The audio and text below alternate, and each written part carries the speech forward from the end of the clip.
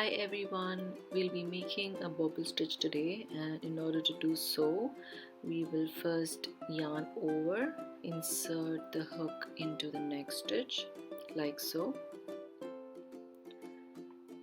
We will yarn over again, pull up a loop. This way we will have 3 loops on our hook. Okay, we will again yarn over, pull through only the first 2 loops. We will repeat the same in the same stitch.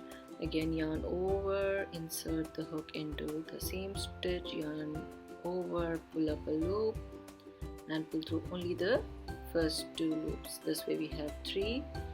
We will yarn over again, insert the hook, pull up a loop, again yarn over and pull through the first 2 loops. We need to do this total of 6 times to get 6 loops. So again yarn over, pull up a loop, pull through only the first 2 loops. Here now we have 5 stitches in total. We need to do one more. Again yarn over, insert the hook into the same stitch, pull up a loop and yarn over, pull through the first 2 loops. Now here in total we have 6 loops. Once we have these 6 loops, we will be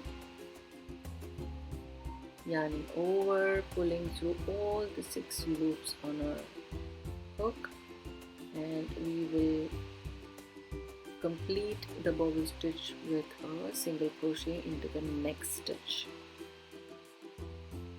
Yarn over, pull up a loop and pull through both the loops. That's our single crochet, and this is how we make a bobble stitch.